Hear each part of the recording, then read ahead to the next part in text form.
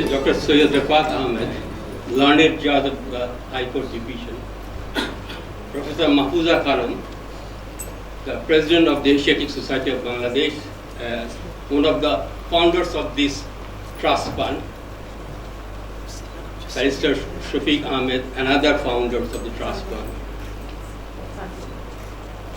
members of the Asiatic Society of Bangladesh, fellows, speakers, guests, I welcome you to this program of Professor Mahfuza Khanam and Barrister Shafiqe Ahmed Trust Fund Lecture 2019. And now I would request our convener, Mr. Muhammad Abdul Rahim, to introduce the trust fund as well as the speaker, learned speaker. Thank you, Honorable Chairperson. Professor Mahfuza Khanam and Barrister Shafiqe Ahmed Trust Fund Lecture 2019.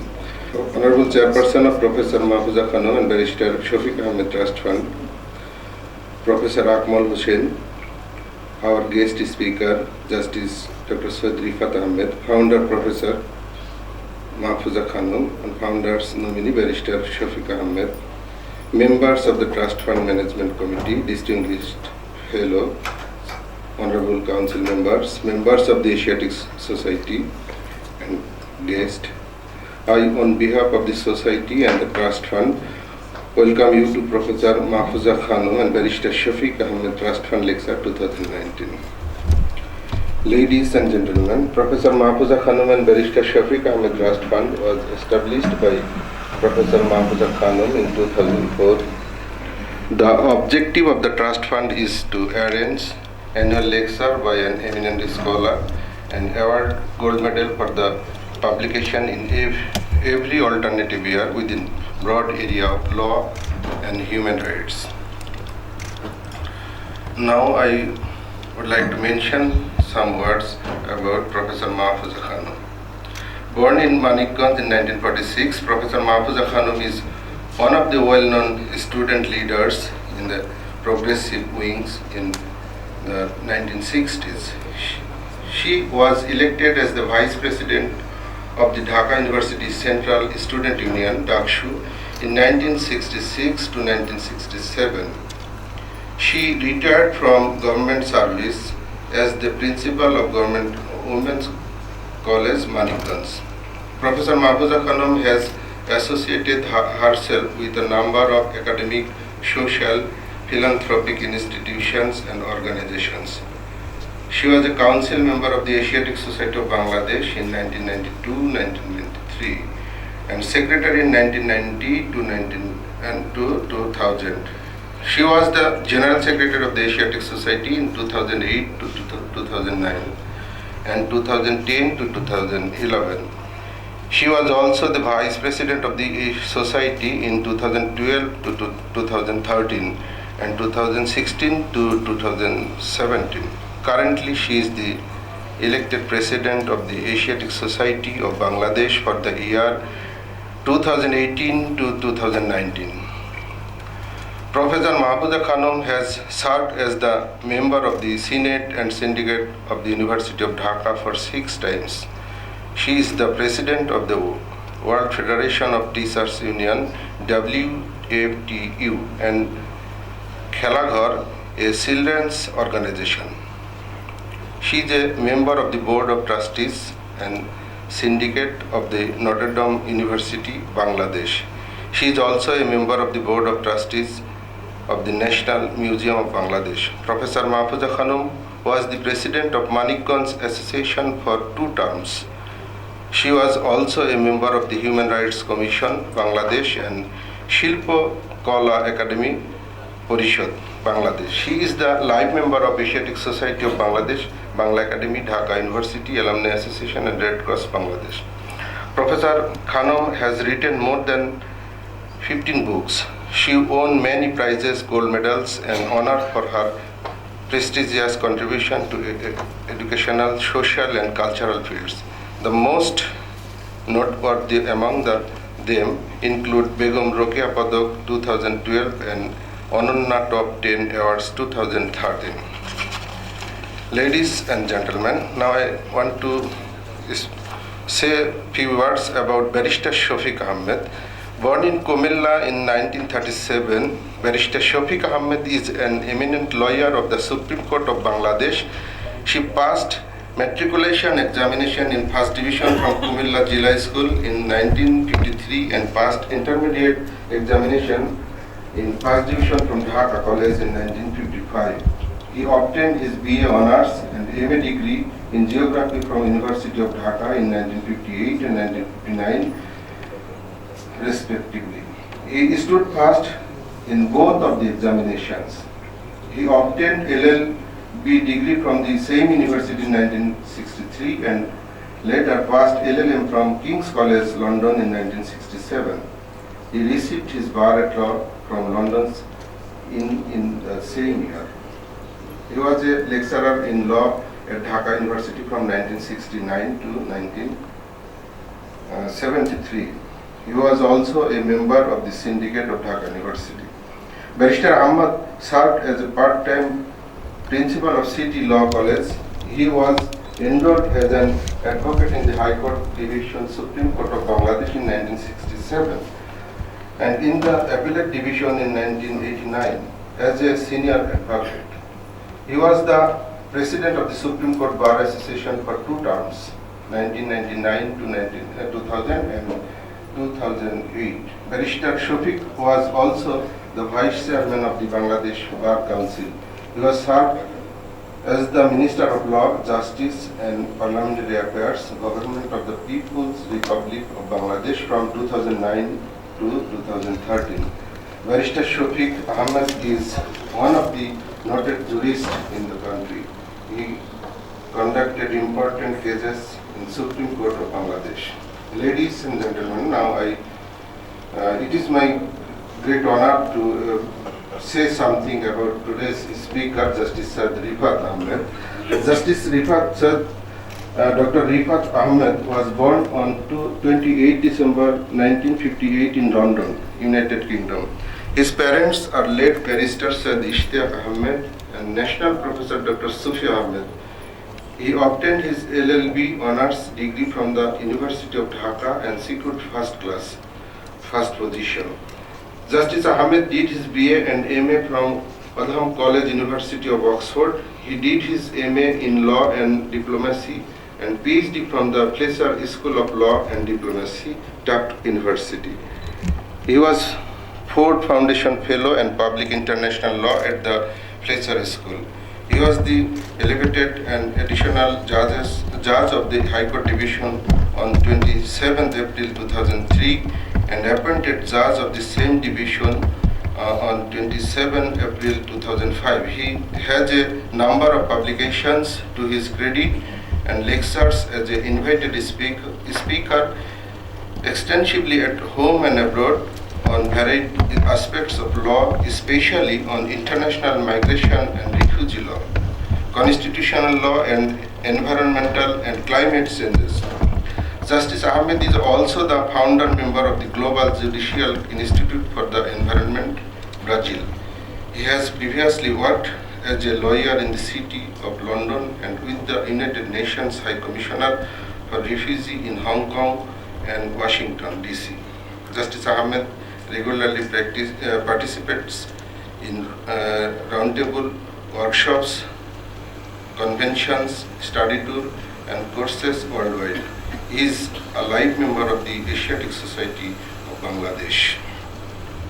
Now I request Dr. Syed Refaat Ahmed to deliver his lecture on the Rohingya Asylum Dilemma, Setting Sites Beyond Protections.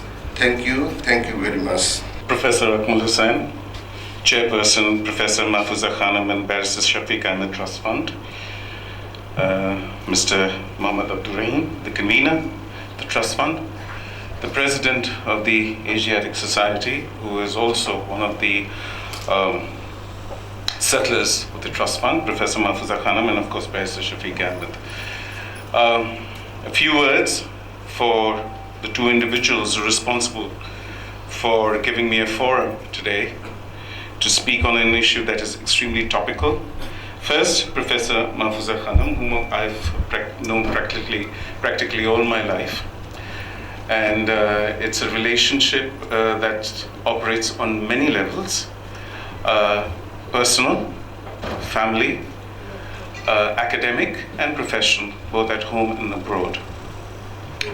I can't add to what has already been said about you in the introduction, but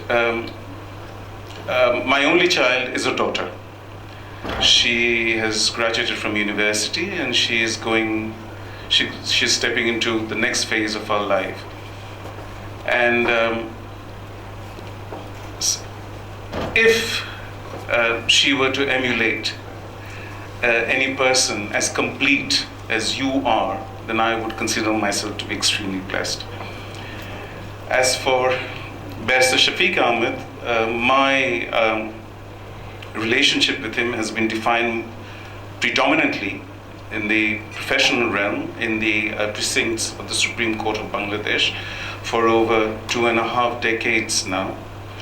And the interaction has been both while I was a member of the bar and, of course, since I've been elevated to the bench.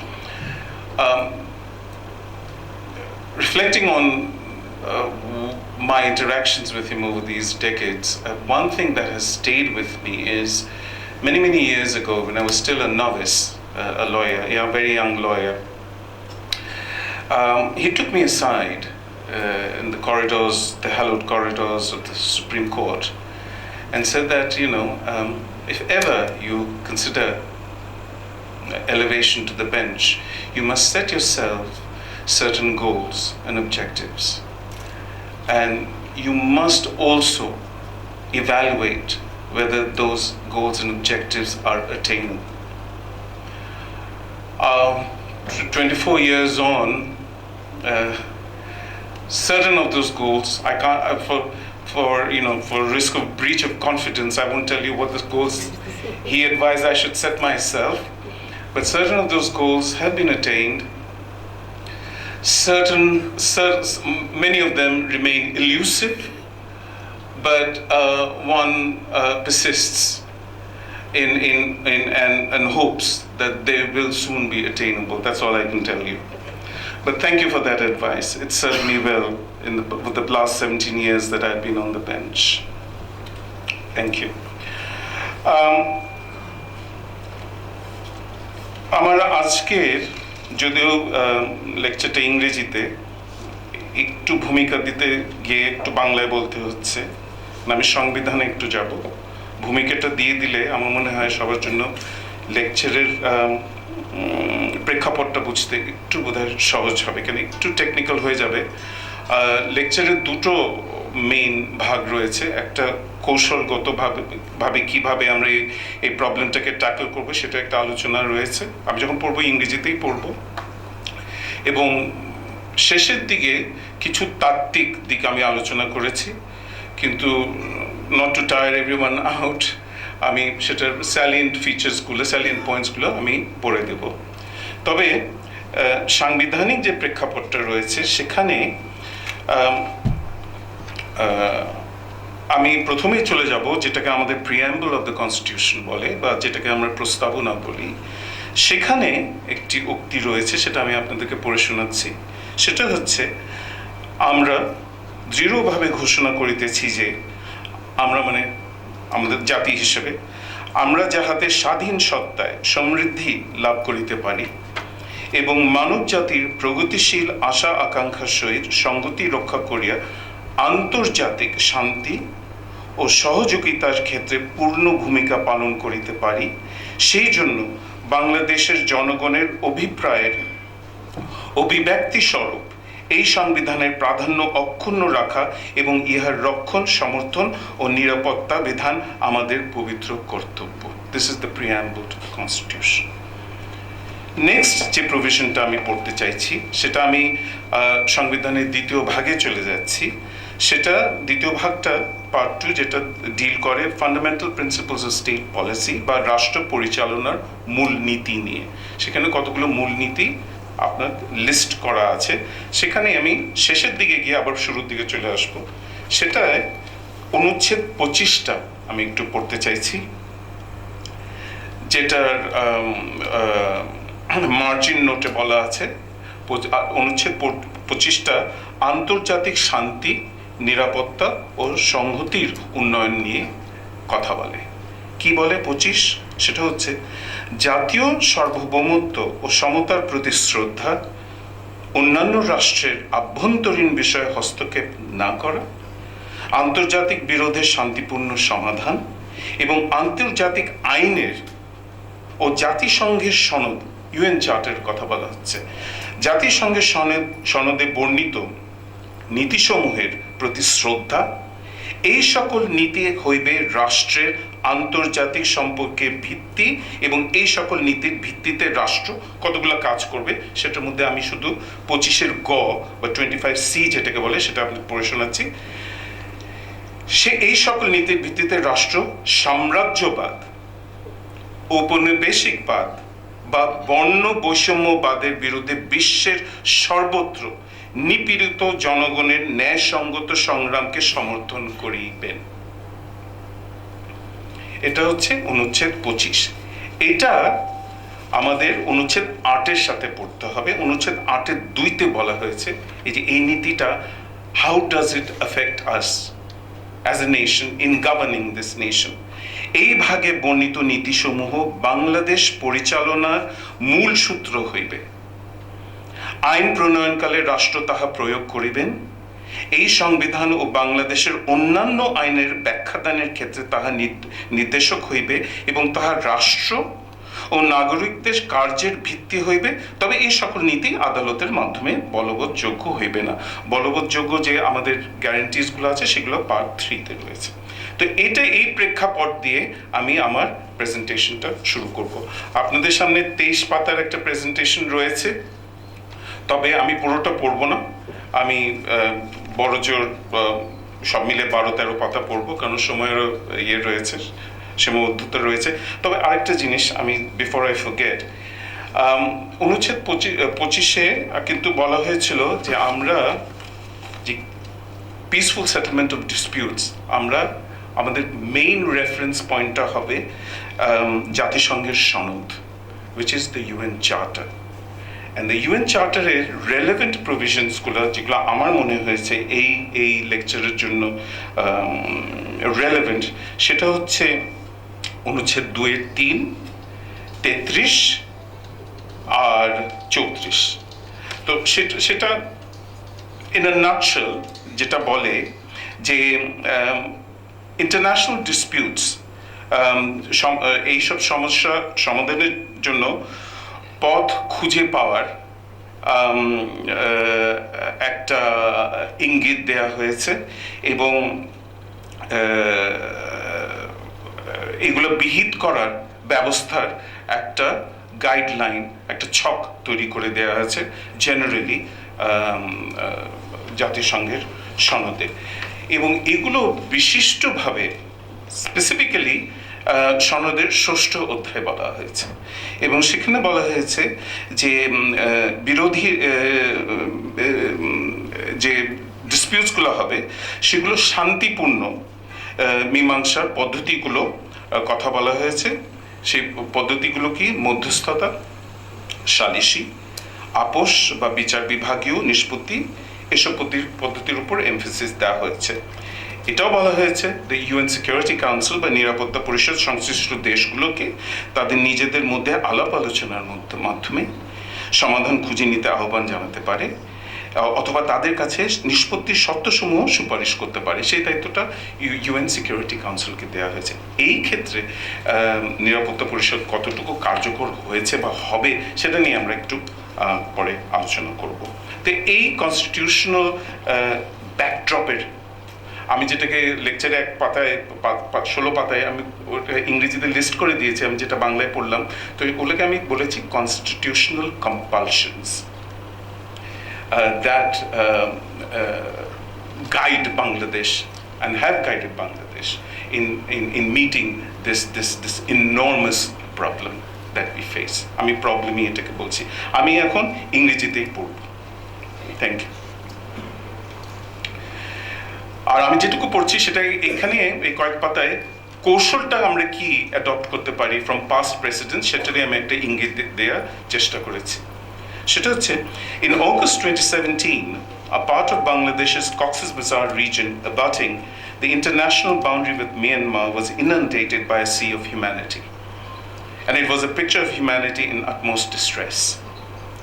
The world stared in despair and dismay as Myanmar engaged in a fresh wave of brutally executed blueprint of ethnic cleansing, giving rise to a scale of forced human dislocation not seen in this greater region for decades.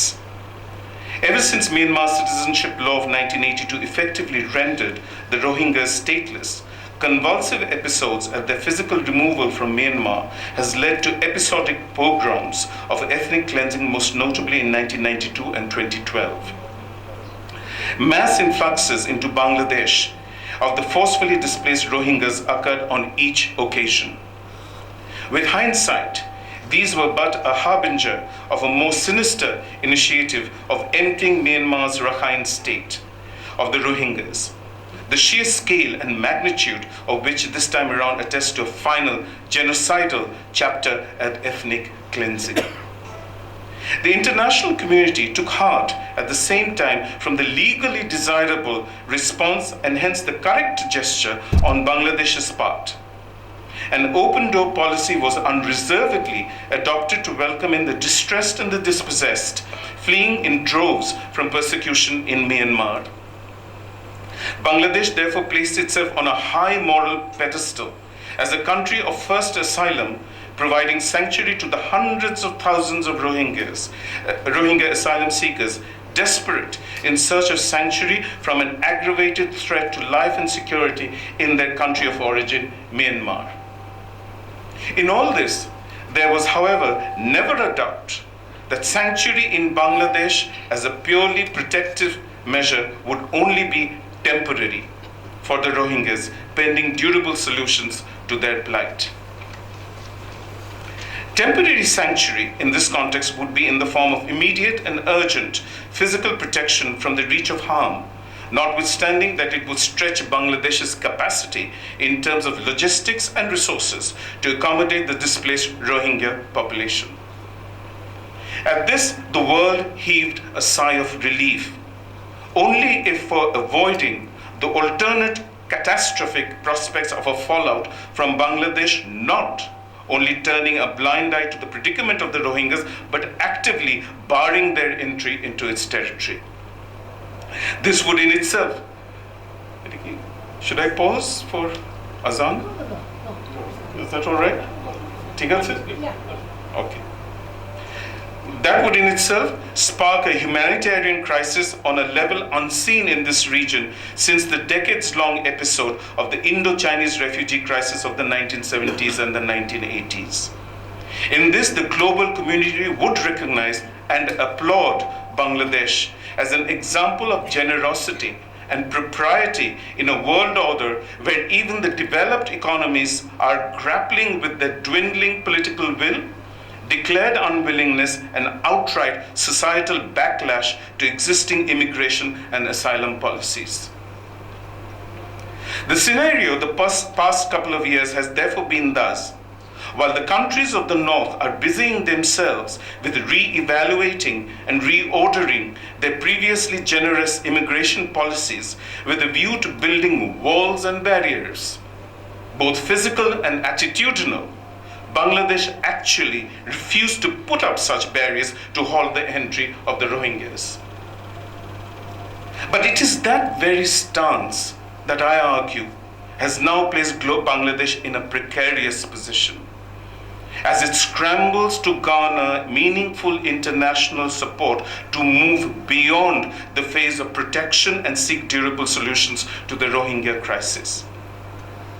Between the growing number of countries deep in the grasp of a compassion fatigue and Islamophobia, and a recalcitrant Myanmar partially emboldened by such realities, acting with impunity, impervious to whatever international pressure is made to bear upon it to mend her ways, Bangladesh finds itself caught between the devil and a very hard rock.